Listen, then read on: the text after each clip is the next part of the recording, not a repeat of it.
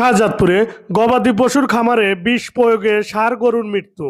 একটি গবাদি পশু খামারে বিষ প্রয়োগে ষাঁড় গরুর মৃত্যুতে খামারির আর্থিক ক্ষতির চেয়েও জনমনে বড় জিজ্ঞাসা এখন, মানুষ কি করে হতে পারে এতটা হিংস্র, কি করে হয় এতটা মনুষ্যত্বহীন। সিরাজগঞ্জের শাহজাদপুর উপজেলার বেলতল ইউনিয়নের আগনুগলি গ্রামের গরুর খামারে বিষ প্রয়োগ করে অবলা প্রাণীর হত্যার ঘটনায় শাহজাদপুর থানায় অভিযোগ দিয়েছেন ভুক্তভোগী খামারি জসিম মণ্ডল।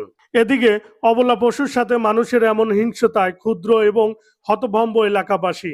জানা যায়, সিরাজগঞ্জের শাহজাদপুর উপজেলার বেলতল ইউনিয়নের আকনুকলি গ্রামের প্রতিবন্ধী বৃদ্ধ আব্দুল সালাম বাড়িতেই স্ত্রীর সাথে বসবাস করেন।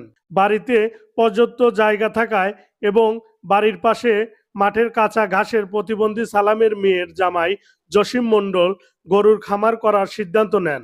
সিদ্ধান্ত মোতাবেক 3টি ষাঁড় গরু কিনে খামার শুরু করেন। পরিবহন ব্যবসায়ী জসিম মণ্ডল ব্যবসায়িক কারণে থাকেন নারায়ণগঞ্জ, তাই গরুগুলো শ্বশুর শাশুড়ি দেখাশোনা করেন। এদিকে প্রতিবন্ধী আব্দুল সালাম পরামানিকের সাথে বাড়ির জায়গা নিয়ে দ্বন্দ্ব চলছে আপন বোন কমেলার সাথে। সেই দ্বন্দ্বের জেরে কমেলা সালামের মেয়ের জামাই জসিম মণ্ডলের মুঠোফোনে কল দিয়ে বিষ প্রয়োগে খামারের সব গরু মেরে ফেলার হুমকি দেয়।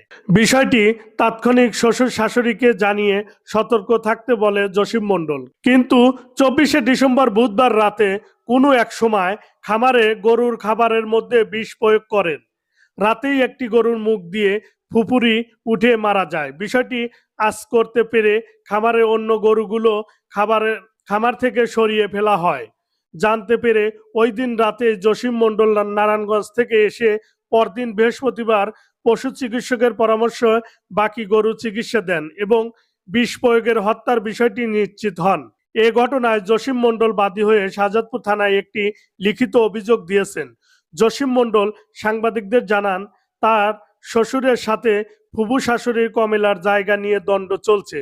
সেই দ্বন্দ্বে তাকে ফোন করে গরুর খামারে বিষ প্রয়োগের হুমকি দেন কমেলা। তিনি যে পরিমাণ ভয়ঙ্কর নারী, তাতে গভীর রাতে সশরীরে এসে খামারে বিষ প্রয়োগ করে অবলা প্রাণীকে তিনিই হত্যা করেছেন বলে অভিযোগ করেন জসিম মণ্ডল। এদিকে অবলা পশুকে বিষ প্রয়োগ করে হত্যার ঘটনায় জানাজানির পর এলাকায় নিন্দার ঝড় বইছে। গ্রামের মানুষজন মৃত গরু দেখতে ওই বাড়িতে ভিড় করছে। Amirul Islam, digital, Shahzadpur news. এটা আমার শ্বশুর বাড়ি। আমি ঢাকাতে থাকি, এখানে গরু টরু পালি, আমার এই শাশুড়ি দেখাশোনা করে।